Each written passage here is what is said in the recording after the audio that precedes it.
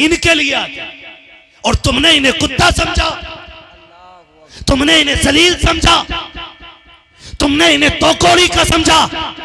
सुन, जब तू किसी कुरान वाले को जलील करता है तो मशीयत का नकीब आवाज देता है औकात में आ जा, ये घमंड का सरिया निकाल दे, कुल कायनात का मालिक मैं हूं, मेरे कुरान वालों को जलील ना कर, वरना याद रख एक दिन ऐसा गिराऊंगा कोई बचाने वाला नसीब नहीं होगा। फिर वो दिन भी आता है, हमने बड़े बड़े घमंडियों को कब्रिस्तान में पड़े देखा है, हमने बड़े बड़े घमंडियों को हॉस्पिटल में पड़े देखा है, हमने इस हाल में देखा है कि हॉस्पिटल में पड़े हैं, ऑक्सीजन मुंह पे लगा के, यार रिश्तेदार आ रखे हैं, कोई जूस लेकर के आ रखा है, कोई फल लेकर के आ रखा है, लेकिन डॉक्टर ने कह दिया है कि एक बूंद हलक में नहीं डाला जाएगा, एक लुकमा नहीं खिलाया जाएगा। कहा किस लिए? कि अगर खिला दिया तो दर्द से तड़प जाएगा। तुम्हें क्या लगता है यह एहतियात से रुका है? नहीं, आज अल्लाह ने ताले लगा दिए हैं और खुदा की कसम ये ताले लगा के खुदा बता रखा है, काश तुमने कुरान वालों की इज्जत की थी, कहीं होती तो आज जिल्लत की मौत न मरते। अगर कुरान वालों की कदर करते, यहाँ भी शान से रहते, वहां भी शान से जाते। नारे तकबीर, नारे। पढ़ना चाहिए था, लेकिन हमने अखबार पढ़े, मैगजीन पढ़ी, इसमें कसूर हमारा नहीं है, कसूर हमारे आबा व अजदाद का है, जिन्होंने होश संभालने के बाद हमारे लिए जिंदगी के लिए हिंदी इंग्लिश को तो लाजिम समझा, लेकिन कुरान को लाजिम न कर सके। हमारी हिंदी इंग्लिश के लिए 12-14 घंटे बचा के रखे गए, कुरान के लिए आधा घंटा ना निकाल सके। बताओ तो सकी, जिस कौम को पढ़ाने के लिए, कुत्ता बिल्ली पढ़ाने के लिए 10,000 रुपए महीने के खर्च किए जाए और कुरान के नाम पे 100 रुपए खर्च करने को तैयार ना हो, उस कौम में कुरान पढ़ने वाले कहां से आएंगे? उस कौम में सलाहुद्दीन अय्यूबी कहां से आएगा? उस कौम में मोहम्मद बिन कासिम कहां से आएगा? वो लोग कुरान कैसे पढ़ेंगे जिन्होंने पूरी जिंदगी कुरान खोल के न देखा होगा? और तुम्हें खुदा का वास्ता है, पढ़ो हिंदी इंग्लिश, हमारा इस्लाम पढ़ने से मना नहीं करता है। डॉक्टर बनो तुम्हारा हक है, इंजीनियर बनो तुम्हारा हक है, आप मिनिस्टर बनो तुम्हारा हक है, लेकिन इस सबसे पहले कुरान के कारी बन जाओ, ये तुम्हारे मुसलमान होने का तुम पे हक रखा। नारे तकबीर, नारे रिसालत, मसलके आला हजरत, फैजाने आला हजरत, फैजाने हुजूर गौसे आजम, जश्ने दस्तारबंदी, इस्लाह मुआशरा कॉन्फ्रेंस, अल्लामा मुफ्ती मोहम्मद हम्माद साहिब किबला। माशाअल्लाह माशाअल्लाह। कोर्स अगर किताबों का ना 15,000 का भी हो जाए तो खरीदेंगे, 20,000 का भी हो जाए तो खरीदेंगे। चल सुबह खड़ा हो मेरे साथ, मैं तुझे मस्जिद के दरवाजे पे लेके चलूं। ऐसे ऐसे बच्चे आते हैं कि उनके जो कायदे होते हैं ना, हर पन्ने पे टैप लगा होता है, बोसीदा होते हैं। हाँ सही बात। हर वर्क पे टैप लगा है। हम 10,000 15,000 हिंदी इंग्लिश पढ़ाने वाले और पढ़ने वाले बच्चों पे लगा देते हैं, हमसे 50 रुपए कुरान वालों पे खर्च नहीं होते। अल्लाहु अकबर, अल्लाहु अकबर। हम कहां खड़े हैं यार, कहां खड़े? माफ कीजिएगा, कहीं तीजे में चले जाओ ना तो हुक्म यह है कि इतनी जोर से पढ़े कि अपनी कानों में आवाज आए। आहिस्ता पढ़ना चाहिए, लेकिन पता ही नहीं चल रहा क्या पढ़ रहा, तो ऐसे पन्ने लौट रहा, धड़ा धड़ा धड़ा पन्ने लौट रहा। वजह क्या? सवाब नहीं। इसे पता है कि चने पढ़ने वालों को 1 मुट्ठी चने मिलते हैं और पारे पढ़ने वाले को 2 मुट्ठी चने मिलते हैं। ये कंडीशन है हमारी। क्या है ये कंडीशन है हमारी? चनों के लालच में पन्ने लौट रहे हैं हम बैठ के। मरने वाला कहता कि तुम 3 तीजे भी कर लोगे ना तो मुझ पे लठ बराबर फिरना है, क्योंकि जितने आए 99% गलत पढ़ रहे हैं। और ये जिम्मेदार लोग बैठे, मैं पूरी जिम्मेदारी के साथ कह रहा हूं, गलत कुरान पढ़ने वाले पे कुरान खुद लानत भेजा करता है। बैठे तो सवाब की नीयत से थे और अजाब लेके उठ रहे। नौजवानों आदत डालो कुरान पढ़ने की। आपकी बस्ती में, आपके मोहल्ले में जो आलिम हो, हाफिज हो, कारी हो, आप उनसे कहो कि मेहरबानी करके थोड़ा सा वक्त हमें दो, हम उस कुरान को पढ़ना चाहते हैं जो कुरान महबूब के सीने पे नाजिल किया गया है, सुभान। और वैसे पढ़ना चाहते हैं जैसे पढ़ के जिब्रील ने हुजूर को सुनाया है, सुभान। है ना? करेंगे कोशिश, ये करके देखो। और कुरान अपना वजीफा बनाओ। कुरान सिर्फ मैयत बख्शवाने नहीं आया था, बेशक। कुरान सिर्फ भूत उतारने नहीं आया, कुरान हमें ज़ाब्ता हयात देने के लिए आया, बेशक बेशक, जीने का सलीका देने के लिए आया। और आज वो ही नहीं है। अब्बा मेरा और मैं जाता हूं मदरसे मांग के 3 बच्चे दे दो कब्र पे बैठाने। क्यों? कि कुरान पढ़वाना 3 दिन लगातार, बुरा मत मानिएगा। 3 दिन कब्र पे बैठा के कुरान पढ़वा रहे हो आप। हक किसका था पढ़ने का? बेटे का था जी। किसका था? क्यों था बेटे का? क्योंकि वारिस ये नाई भी है और उसकी जायदाद का हकदार ये। तो कुरान किसको पढ़ना चाहिए था? बोलो किसको पढ़ना चाहिए था? आगे मैंने बंदे बैठा लिए तो पीछे वाले ये न सोचे छूट जाओगे आप। किसको पढ़ना चाहिए था? और पढ़वाने के लिए जा रहे मस्जिद में कि बच्चे दे दो कुरान पढ़ने के लिए। एक जगह जाना हुआ, मिले बच्चों से मुलाकात हुई, बच्चों की आंखें सूजी हुई थी। मैंने कहा मेरे लाल बता तो सही आंखों में क्या हो गया? कहा एक जगह कुरान पढ़ने के लिए कब्र पे गए थे, एक बेटे ने अपने बाप की कब्र पे 3 दिन बैठा के कुरान पढ़वाया और सोने नहीं दिया था। मुझे बता तो सही किसी पे सितम करके तुझे क्या लगता है तेरे बाप की कब्र में ठंडक पैदा हो जाएगी? तुझे क्या लगता है अगर कुरान वालों पे ये सितम किया जाए कि उन्हें सोने न दिया जाए तो तेरे बाप को राहत मिलेगी? सुनो, तुम्हें खुदा का वास्ता दे के कहता हूं, बेटे जो होते हैं वो जायदाद के वारिस भी होते हैं, बाप के प्यार के भी वारिस होते हैं। लाजिम उन पे था कि वो कुरान बाप को पढ़ के सुनाते। लेकिन भला को मेरी कौम का इधर दफन हुआ है, सबसे पहले लौट के आने वाला बेटा होता है। कहता बिरयानी जाके देखूं दम हुई है कि नहीं, प्लेटें आई हैं कि नहीं। सुनो इस्लाम क्या कहता है? हमारा इस्लाम तो ये कहता है जब तुम किसी अपने अजीज को दफन करो तो इतनी देर तक उसकी कब्र पे ठहरो जितनी देर तक ऊंट को ज़िबा करके उसकी खाल उतारी जाए, बोटियां बना करके उसे 7 जगह तकसीम किया जाए, इतनी देर तक कब्र पे बैठना चाहिए। आए क्या होगा हमारा? हमने इन बेटों को दीन नहीं दिया, ये तो बिरयानी की तरफ दौड़ गए, ये तो खाने की तरफ दौड़ गए। क्या किया अच्छा होता हमने बेटे को कुरान दिया होता, हुजूर का दीन दिया होता। अगर हम कब्र में होते, दुनिया छोड़ के आती, तो ये बेटे कब्र पे खड़े होते और कहते अब्बा दुख ना करना, दुनिया जा सकती है लेकिन तूने मुझे कुरान पढ़ाया है। सुन, आज मैं कुरान सुनाने के लिए तैयार हूं, तो कुरान सुनने के लिए तैयार हो।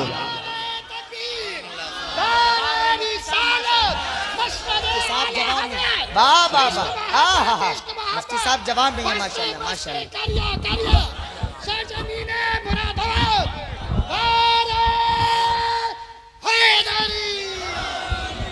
तवज्जो है सारे लोगों की? पढ़ाएं अपने बच्चों को, हाफिज बना लें। दुनिया बड़ी बेवफा है, ये दुनिया बड़ी बेवफा है, बड़ी बेवफा है। कितनी बेवफा है? आप मरोगे ना, आप मरोगे और आप 8 बेटे छोड़ोगे, 10 बेटे छोड़ोगे और वो करोड़ों के मालिक होंगे, तो तुम्हारे जनाजे पे डालने के लिए नई चादर नहीं लाएंगे। वही चादर मस्जिद से उठ के आती है जो हजारों लाखों लोगों के जनाजे पे पड़ चुकी होती है। अल्लाहू अकबर। गलत कह रहा हूं मैं? जाके देखो मस्जिदों में वही चादर आती है। हम जिन बेटों के लिए हलाल हराम सारा जमा कर रहे हैं, अल्लाह, वो एक नई चादर अपने बाप को नहीं दे सकते, नहीं दे सकते एक चादर। कम से कम इतने तो अक्लमंद बन जाओ। लोग बात करते हैं जी बड़ा आदमी था, प्लॉट छोड़ के गया, ज़मीनें छोड़ के गया, फैक्ट्री छोड़ के गया। तो मैं कहता हूँ कामयाब वो नहीं है जो अपने पीछे करोड़ों की जायदाद छोड़ जाए, कामयाब वो होता है जो अपने पीछे कुरान पढ़ने वाले छोड़ जाया करता है। वो सबसे ज़्यादा कामयाब होता है जो अपने पीछे कुरान पढ़ने वाले छोड़ जाता है। वरना आप देखना कब्रों पे, आप देखना तुम्हारे जनाजे में आने वाले लोग को नहीं मार के कहते हैं आलू कितना हुआ था, धान क्या क्विंटल बीघे का निकल रहा है। हमारे जनाजों पे खड़े होने वालों को यह भी एहसास नहीं होगा कि हम खड़े किस जगह पर हैं।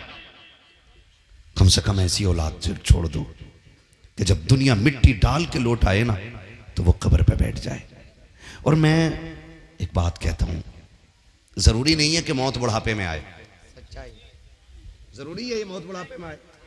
मौत कभी भी आ सकती है। और अब तो जवान जा रहे हैं, है ना। हार्ट अटैक का उसूल था कि हार्ट अटैक 40 के बाद होगा, लेकिन अब तो 16 साल के बच्चों को हार्ट अटैक हो रहा है ना। मौत कभी भी आ सकती है, मौत कभी भी आ सकती है। तो एक काम किया करो ना, जो हमारे घर के सबसे छोटे बच्चे हो ना, हम अक्सर घरों में जाते तो लोग कहते हैं हजरत मेरे बच्चे की ABCD सुन लो, बेटे जरा पोयम सुना दो। वो हमें पोयम सुनाता है, ABCD सुनाता है, ठीक है, अच्छी बात है, तालीम हासिल कर रहा है। मैं कहता हूं अपने बच्चों को कुरान की छोटी छोटी सूरतें याद कराओ और अपने घर वालों से कह दो मेरा इंतकाल हो जाए ना तो मेरे जनाजे में सारे लोग आएंगे, मेहरबानी करना मेरा सबसे छोटा बेटा है ना, इसे मेरे जनाजे के साथ जरूर भेजना और कहना कि इस मेरे बच्चे से कह देना कि मेरी कब्र पे खड़े होकर हाथ उठा दे। तुम नहीं जानते हो मेरे हिस्से में भी गुनाह है, आपके हिस्से में भी गुनाह है, हम गुनाह कर बैठे हैं और शरीयत के हक में हम मुजरिम हो गए हैं। लेकिन छोटा बच्चा जो जाता है ना और वो नन्हे हाथ उठा के कहता बिस्मिल्लाहिर्रहमानिर्रहीम, अल्लाह की कसम पीर की तो टाली जा सकती है, लेकिन कब्र पे खड़े छोटे बच्चे के उठे हाथ कभी खाली नहीं लौटाए जा सकते। अपने बच्चों को कुरान सिखाओ और इनसे कहो हमारे जनाजे में तुम्हें आना है, हमारे दफन में तुम्हें आना है, हमारी मिट्टी पे खड़े होना है तुम्हें। अपने बच्चों को बताया करो कि अगर हम मर जाए ना बेटे तैयार हो जाओ ना स्कूल के लिए।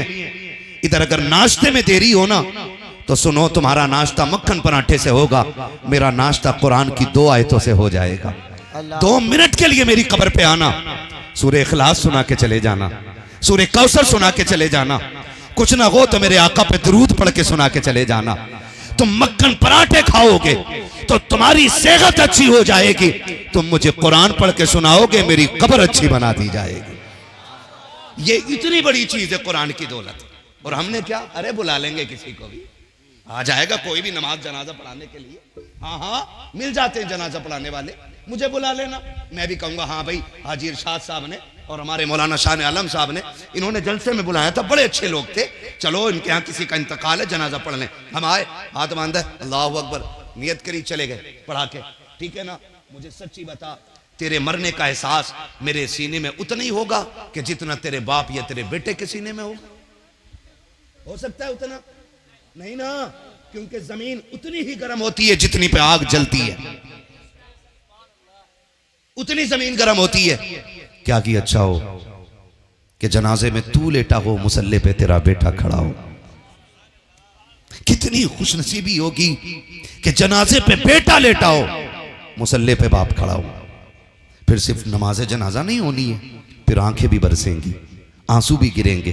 और रब इतना करीम है कि भीगी पलकों को कभी खाली नहीं रखा करता है, कभी खाली नहीं रखा करता है। और ये आज 3 हाफिज कुरान बने। लोग कहेंगे लो जी हाफिज जी बनाए इनके बाप ने, हाफिज जी बनाया, क्या कर लेंगे, मेरा तो इंजीनियर बनना है, मेरा तो डॉक्टर बनना है। मैं मुखालिफ नहीं हूँ इस चीज़ का कि आपका इंजीनियर और डॉक्टर बन रहा। आज तुझे बताऊँ ये कितने कामयाब लोग हैं, इनके माँ बाप कितने होशियार हैं, इनका ख़ानदान कितना नसीबों वाला है। जब रूह निकलने का आगाज़ होता है ना, पैर की तरफ से निकलना शुरू होती है और जब आके कमर में अटक जाएगी, कमर से निकल के जब सीने की हंसलियों में जाके रूह अटक जाती है, तब दौड़ते हैं लोग पानी पढ़वाने के लिए। एक पानी पढ़ने वाले को तलाश किया जाता है, सारी गलियां चेक कर दी जाती हैं, कहीं कुरान वाला नहीं मिल रहा है। लाओ लेकर के आओ इंजीनियर और डॉक्टरों को, लेकर के आओ वकीलों और जजों को, लेकर के आओ जिसको तुमने दुनिया की सारी तालीमें दी हैं, जिस पर तुमने करोड़ों रुपया लगाया है, ला करके खड़ा करो। बाप से आकर के डॉक्टर कहेगा अब्बा बता मैं तेरे लिए क्या कर सकता हूँ,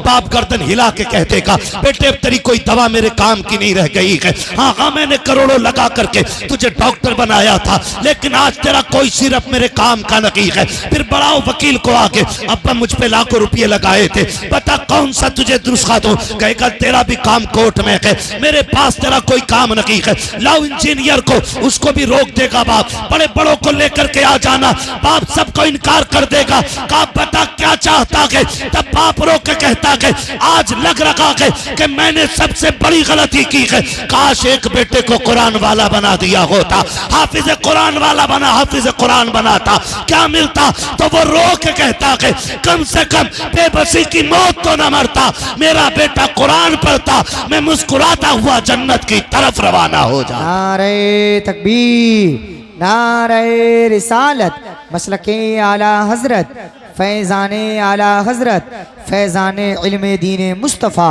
फैज़ाने हुजूर सदरुल फाजिल। तवज्जो है सारे लोगों की? थके तो नहीं है ना? दीन बड़ी मुश्किल से फैला है हम तक, दीन बड़ी मुश्किल से आया है हम तक। आज तो माफ़ कीजिएगा हम मुसलमान हैं, लेकिन वलीमे में ना बियर चल रही है। हम मुसलमान हैं, बर्थडे पे शराब चल रही है। हम मुसलमान हैं, हम अगर कागज़ कहीं पे अपने पास करा लेते हैं ना तो यारों के साथ पार्टी में शराब चल रही है। हैं जो बच गए थे नौजवान वो शराब में डूब गए, बाकी जो बचे थे जुए में बर्बाद हो गए। हम कौन है? कौन है हम? फख्र से कहो हम मुसलमान हैं, है ना। आपके जरिए भी उन लोगों तक बात पहुंचाना चाहता हूं जो शराब में डूबे, जो जुए में जाके बर्बाद हो गए। कभी इन चीजों की तरफ न जाना। कह रहा मौलवी साहब तुम्हें क्या पता है, ये तो एनर्जी ड्रिंक है, शराब थोड़ी है, इसे तो बियर कहते हैं। सुन बेटे, जिसे तू पढ़ा रहा है ना, ये वो है जिसने तेरे कान में अजान पड़ी है और तेरी कब्र पे भी अजान पड़ेगा। ये लुल्ल नहीं है, गवार नहीं है, ये सब जानता है, इसे पता है शराब क्या होती है और बियर क्या होती है और एनर्जी ड्रिंक क्या होती है, ये सब जानता है। हम डूब गए शराब में जाकर के, हमारी कौमों का बेड़ा गर्क हो गया, हम बर्बाद कर दिए गए, कुछ नहीं बचा है।